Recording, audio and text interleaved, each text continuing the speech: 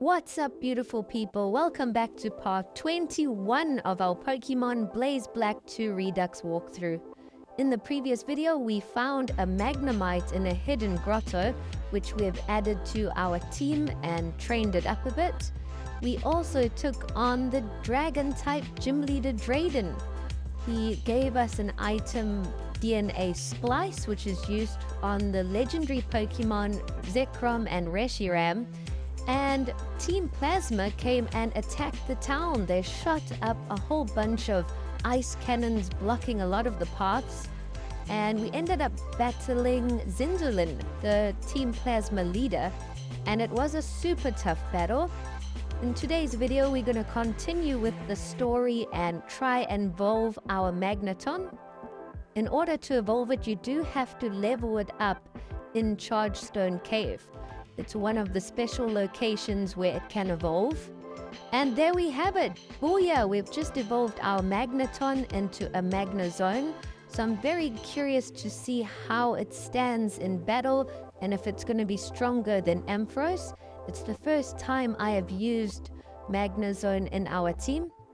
But now that we've evolved it, we're going to fly back to Opelucid City and try and see if it's cleared up here yet or not. So no, as you can see, there's still ice everywhere. And when we ended off the last video, the Shadow Triad had appeared and they wanted to take our DNA Splice item. So we're going to take them on now. I don't know if we have to battle all three of them, but here's one of them that we have found. And the first Pokemon they're sending out is a level 58 Bishop. I'm curious to see how strong the Shadow Triad are. They've been really mysterious in the whole game, and they come across as being super strong ninjas, so we'll see if their Pokemon can back up their actions. We knock out Bishop, and the second Pokemon they send out is an Absol, which is an Ice-type Pokemon. It seems Team Plasma loves the Ice and Dark-type Pokemon especially. Our Dragonite knocks out Absol. And the next Pokemon the Shadow Triad member is going to send out is Crobat.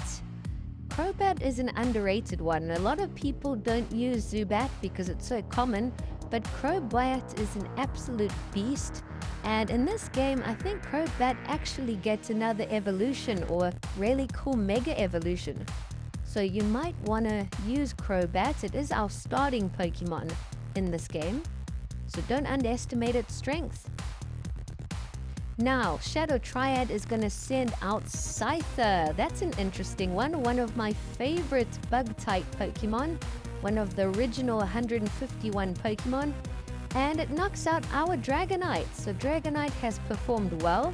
It's knocked out about half of the Shadow Triad's team, and now we're going to send out Magnezone. He hasn't had all that much battle experience, so let's see if he can withstand a battle. We hit Scyther with a Thunderbolt and it's super effective. So it looks like Magnezone has knocked out Scyther. He's starting to be able to hold his own in battle. And we knocked out the Shadow Triad member. So it wasn't actually all that difficult. So it turns out the Shadow Triad did in fact steal the DNA Splice. And that Shadow Triad member didn't have it, so one of the other two must have it. We're going to have to try and get it back for sure. It's a very important item. But now we just caught up with Sharon and Blue on the phone, and Sharon has caught up with us. So while chatting, they do mention that we should go back to one of the previous cities that we explored. So we're going to backtrack a little. I'm not sure how we're going to get there. It's probably easiest to fly. Apparently, if we make our way to Undella Town, which is a town that we have already explored a little, there should be a way to get to Humilau Town or something. So that's where we've got to try and reach. So let's see if we can go back to Undella Town. Route 11 seems to be blocked with these ice from Team Plasma, from their ice cannon beams that they shot down. It's just blocked off so much of the area. But now we've flown back to Undella Town. It's this little beach town that we passed through. And I remember there was an aquarium, I think, that we couldn't explore. And Blue phones us and tells us we must enter the marine tube. So previously there was this guy blocking us, but now we can make our way through. And whoa, how cool is this marine tube? It looks absolutely epic. You can even see some Pokemon swimming around us. This is so beautiful. These little cutscenes from different views and angles really brings this game to life. And we're just going to walk through, chat to everyone that we can, and hopefully we'll come out in this next town, Humilau town. And we've got 7 gym badges now, so there's only one more gym badge for us to get. I don't know who the final gym leader is or what city they're in, but we're really close. I can't wait to get all 8 gym badges. I don't think we're anywhere close to being ready to challenge the Elite 4 yet, but we're going to train up our team a whole bunch and get a whole lot stronger. We get out of the marine tube and it looks like we've come out in a new city. So yes, we've made it to Humilau city and Blue is here. The city looks like it's almost like an island. There's a whole bunch of water and it's very tropical. It looks really cool. And behind the Pokemon Center, there's even some floating houses. This city looks awesome. Definitely my kind of city. We entered the gym, but I don't want to take on the gym yet. They said that the gym leader's actually out and about. So we're going to have to try and find the gym leader. And all of a sudden, some guy just jumps out the water and apparently this is the gym leader. So he wasn't very hard to find.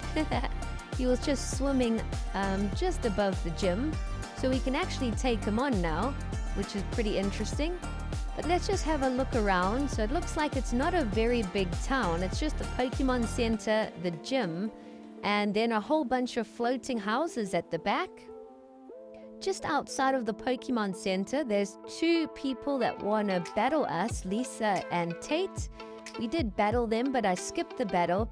And when you defeat them, you get TM Protect. They are quite a tough battle, but if you heal up at the Pokemon Center and lose, you revive right next to them. So just take them on a few times.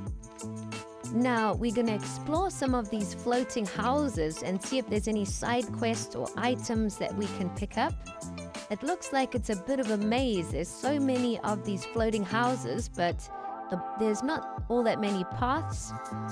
So we're going to just walk along these little bridge paths and see what all we find. I do love how beautiful this town is. Even in these floating houses, they've got some clear floors in some of the buildings, so you can actually see the water underneath. But we have found a little staircase down to the shallows. So here you can actually walk a bit where the water's not too deep. I suppose this is how you get from different platform to different platform. I am super impressed how Magnezone did in the battle. It still needs a lot of work, but I think Magnezone is going to be an absolute weapon when we can get it as strong as it can be once it's caught up to our other Pokemon. And like I said, you can only get a Magnezone if you level it up in certain special areas, and it has to be a higher level than required to evolve, if you know what I mean. So if it evolves at level 36, you've got to level it up at level 36 or higher in those special areas. And we did it in Chargestone Cave and it worked like a gem. So I'm super happy that we got Magnezone in our team. And it looks like we've reached a little dead end here. I'm not sure if there's anything else to explore. There is another little staircase here, so I suppose we should go up that and just finish off our explorations. But I am super excited to take on the gym leader as well. I think he is a water type gym leader. He did jump out of the water after all. And this gym is a bit of a puzzle. So you've got to jump on these lily pads, and whatever direction you jump on them, that's the way the lily pad will float. So I did try and complete the puzzle, but then after battling some of the trainers, I left and healed my team, and then I had to come back in and restart, and some of the lily pads weren't exactly the same. They were like how I left off. But if you follow what I do, you should be able to figure out. It's pretty straightforward. You just got to hop on the lily pads in the right direction. And I think there's 1 or 2 more trainers for us to battle. This will definitely be a time for our Magnezone to shine. Being an electric type Pokemon, it should be able to do some super damage to water type Pokemon. But you never know with these gym leaders. A lot of them use dual type Pokemon, so that's quite tough. Hopefully Magnezone will get a few KOs and get a bit of experience. That will be the best case scenario. And last time we entered the gym, we actually made it all the way to the gym leader, but then I decided to leave and heal up our team. So we can't actually reach the gym leader that way. But there is, once you do reach the gym leader, right in the beginning, there's a lily pad that takes you straight to the gym leader. So I wanted to show you guys how to get there first, but because I'd already made it to the gym leader, things had changed a little. But I showed you 90% of the way to get there. And now we're going to take on Marlon. This is the final gym leader. Gym badge 8 on the line, I believe. Marlon's first Pokemon he sends out is a level 63 Politoed. So you want to make sure most of your Pokemon are leveled up to around level 63 to 65. Otherwise, you're going to find some difficulty. And Marlon is super strong. Even though he's a water type trainer, I thought it would be easy being a water type because you just use electric and grass attacks. But he's actually really strong. Our team is missing a grass type Pokemon, but luckily we do have some Pokemon with electric attacks and also grass attack, like our Metagross. And our newly added Magnezone should be a big help as well. Politoed is quite tough, but our Metagross is still sitting at full HP. Politoed has put us to sleep, unfortunately. Hopefully we can wake up and knock it out. We do wake up, we hit Politoed again with a grass knot. If we can get this Politoed out the way, then we're 1 for 1. So that won't be bad at all. We did use the move Perish, so once you use Perish, any Pokemon out has 3 turns to leave battle, otherwise they get knocked out. So we had to swap Metagross out, Politoed healed up, but then it got knocked out because the Perish count meter reached 3 turns. So that's lucky for us. Now they're going to send out Ludicolo. Marlon's got a Ludicolo, which is a water and grass type. It's an absolute weapon because its weaknesses aren't exactly the same. So it is a super tough Pokemon. And Ludicolo is level 63. A lot of my Pokemon aren't even at level 63, so we definitely are undertrained a bit. But we sent Gengar out and we have put Ludicolo to sleep. We're trying to hit it with our Dream Eater attack. At least that also heals up our Gengar a little. But Ludicolo is also holding a leftovers, and it's also healing itself every turn from its Rain Dish ability. So this is super annoying. It's going to be tough to knock it out. Unless you can 1 or 2 shot it really quickly, the every turn healing is a nightmare. And now Ludicolo woke up and he still hit us with Leech Seed. So he's just going to be healing up in 3 different ways each turn. How are we going to knock this thing out? We're going to have to send out a Pokemon with a stronger attack. We've got to try and one-shot this thing, otherwise he's just going to be back at full health in no time. So I decide to send out our strongest Pokemon. Dragonite is out. Hopefully it can do some serious damage. We try hit it with a fire attack because that's effective against grass Pokemon. But it's not that effective because it's a dual type. It's also a water type. So our fire attacks aren't that effective. We might have to try hit it with a dragon attack or an electric attack. Our dragon attack seemed to be a little bit more effective, but Ludicolo knocked out our Dragonite. That is not good news. Our strongest Pokemon has been knocked out by Ludicolo. We're going to send out Magnezone now. Hopefully, its Thunder attack can knock it out. And yes, it does some serious damage. It doesn't knock it out, but Ludicolo is paralyzed and is unable to attack. If we can attack first now, we should be able to knock it out. We hit it with a bug attack, and yes, Ludicolo is out of the battle, and Magnezone gets a whole bunch of experience. Marlon's next Pokemon he's sending out is Caracosta. I think it's that turtle Pokemon, and it's almost like a fossil Pokemon. It looks super cool, but it's a Pokemon you never hear about. Like, not many people use Caracosta that I've seen. And even with the Pokemon TCG or anime, you don't really see Caracosta in all that much. But we knock it out. We had Gengar out, and we used a move that if we get knocked out, we take the Pokemon with us. So Caracosta got knocked out even though it was at full HP. Now Marlon has sent out Tentacruel, the OG Pokemon. We send out Magnezone to try and hit it with some electric attacks. Our electric attacks are super effective, but our level is just not quite high enough, so Tentacruel is attacking first. We're going to swap in Blastoise and see if Blastoise can finish off Tentacruel. That way Magnezone will still get a bit of experience from this battle. We hit Tentacruel with a fake out. It just causes a tiny bit of damage. Hopefully our next move with Zen Headbutt will knock it out. And yes, we have taken out Tentacruel. Our Magnezone has leveled up to level 60. And now Marlon has sent out Bulbarrel, which is also level 63. I think it's a water and normal type Pokemon.